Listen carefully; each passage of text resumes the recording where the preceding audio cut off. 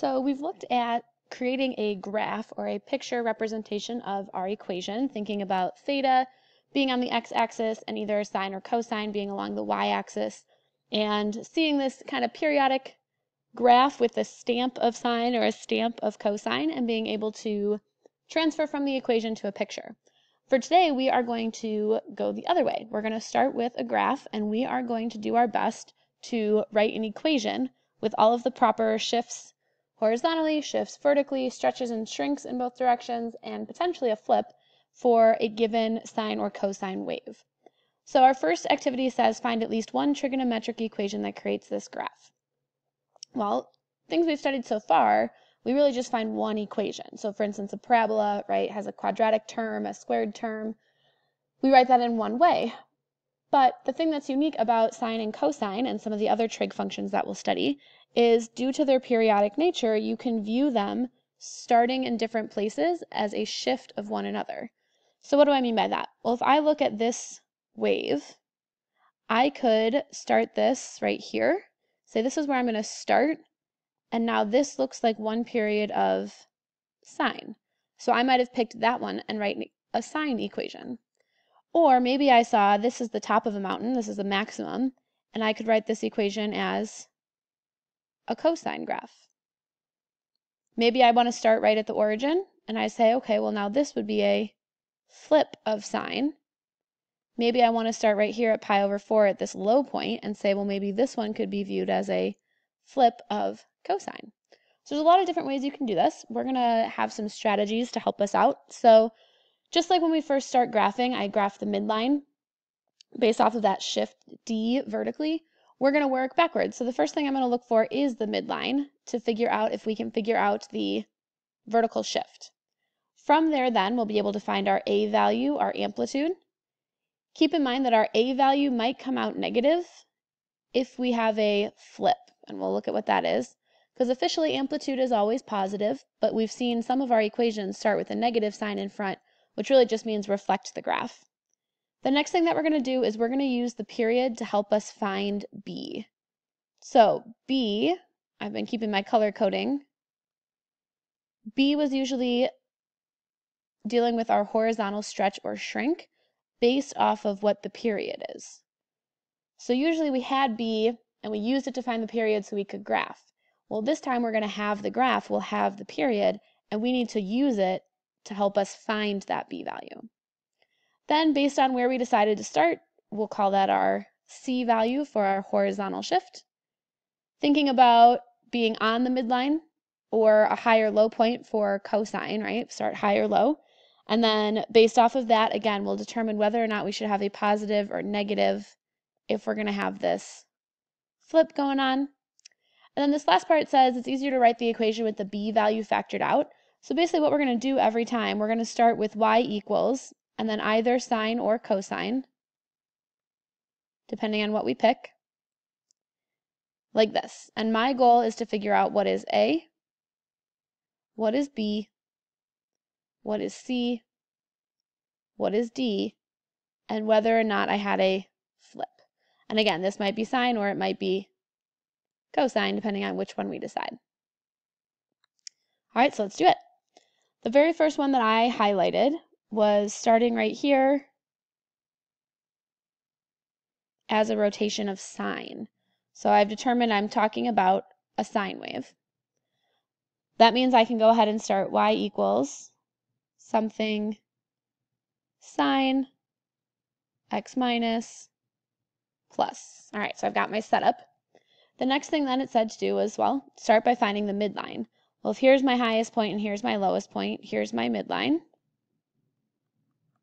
which means that I'm adding 0. T was equal to 0. The next thing then it says is to figure out your amplitude. Well, amplitude is the distance from the midline to the highest point. So that looks like we've got an amplitude or an A value of 2. Next thing then is to work with the period. So the period of this graph, we started at pi over 2 and we ended at 3 pi over 2. So 3 pi over 2 minus pi over 2 created our period of pi.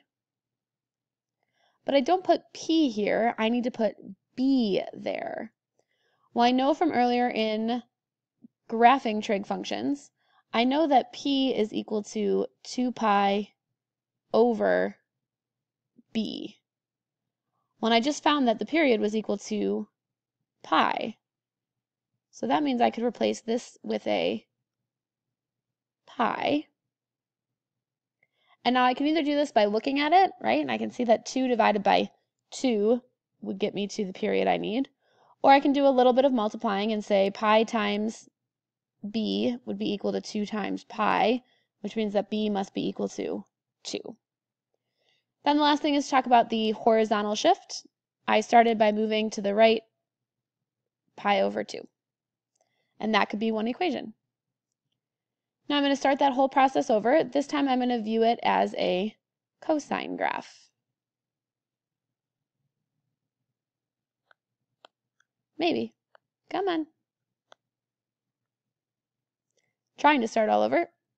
There we go. All right, so this time if I look at this instead as a cosine wave,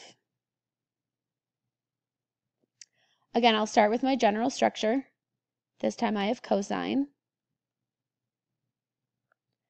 First thing I want to do is find that midline.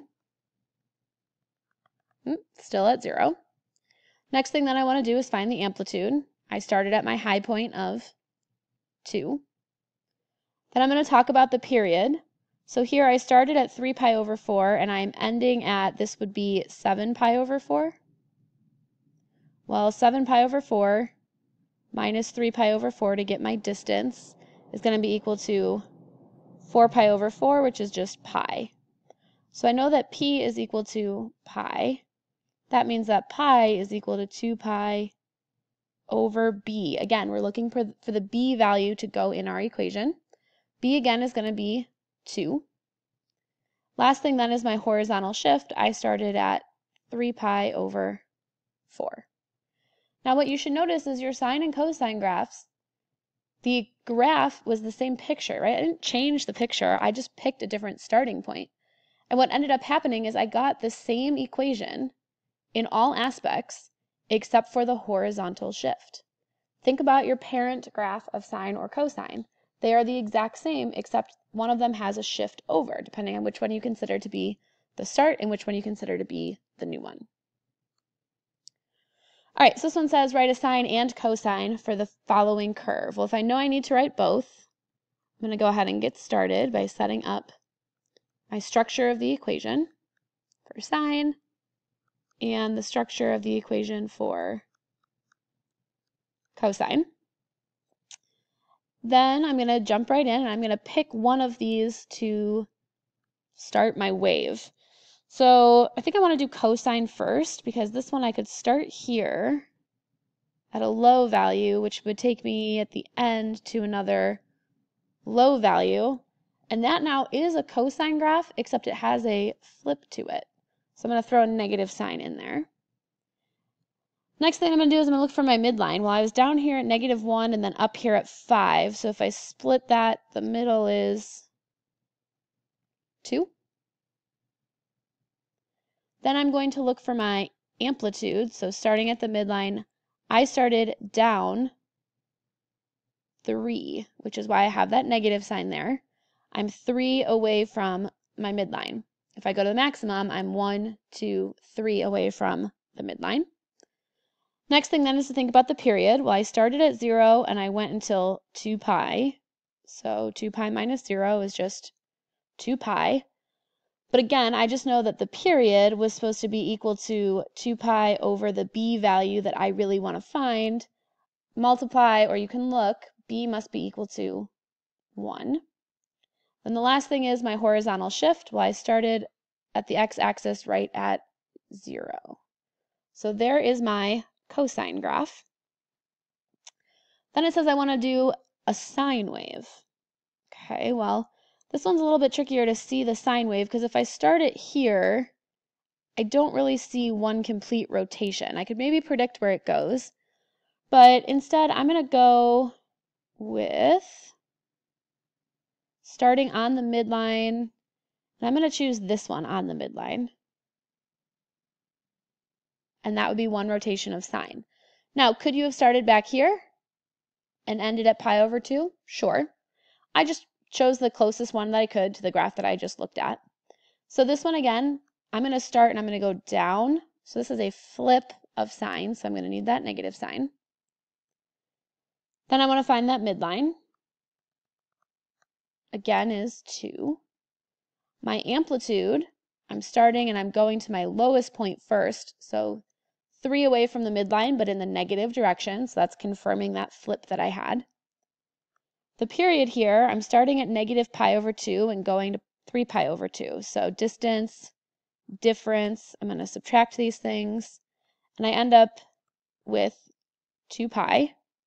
Well, I know then that 2 pi must be equal to 2 pi over b.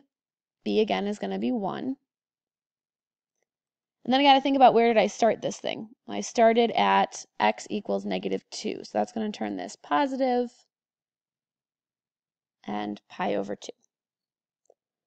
All right, so I've got one cosine, one sine. These ones had the flip in them to get our equation. Again, you'll notice everything is the same except for the horizontal shift, because sine and cosine are co-functions. They are complementary functions.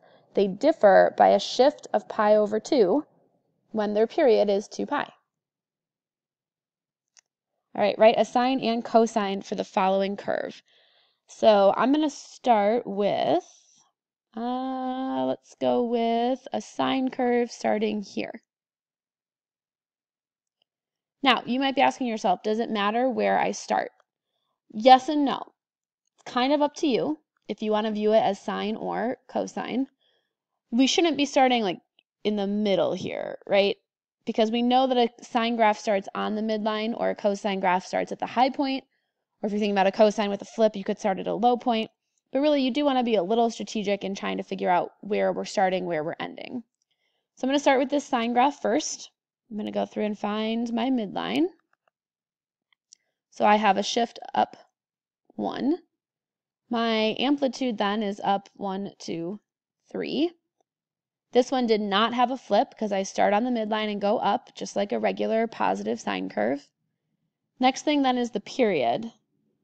Well, these aren't really counting by pi's, but that's okay. So this is a negative 1.25 until 0.75. So 0.75 minus negative 1.25. Again, distance, difference. I'm going to add these things together and I get a period of 2. Okay, but I need to find my b value then. So 2, the period, is always equal to 2 pi over that b value that I want. I'm going to cross multiply, and I don't really love that phrase. I'm going to multiply both sides by b, and then divide by 2. So b must be equal to pi. The last thing then is to talk about my horizontal shift, and I started back here at a negative 1.25, which is really 5/4. If you want to write plus 1.25, you're totally welcome to. All right, so then it said that I also needed to find a cosine value, or sorry, a cosine function. So y equals cosine, get my whole structure set up here, plus. All right, so I think I'm going to choose, let's get a different color here. I'm going to choose this starting point, a high point for cosine, to this high point for cosine. And now because I know sine and cosine are going to be the same except for their horizontal shift, that means I should be able to double check. Was my midline still at 1? Yes, yes it is. Is my amplitude still 3? Did I have a flip to this graph? No, because I'm starting at a high point just like cosine would, start at its maximum. The period here goes from 1.25 to negative 0.75, which will be that same distance of 2. So the b value I want is still pi. The only thing that changes now is my horizontal shift is at negative 0.75, or negative 3/4 if you would prefer. All right, it is your turn to try this one. Now I'm going to put up a bunch of different answers you could come up with because it totally depends on where you start your sine or cosine wave. So go ahead and pause your video, write one sine and one cosine equation. All right, any of these would work, and there's even 2 or 3 more you could write if you extend your graph, but if you got to any of these equations, you are good to go. Good work.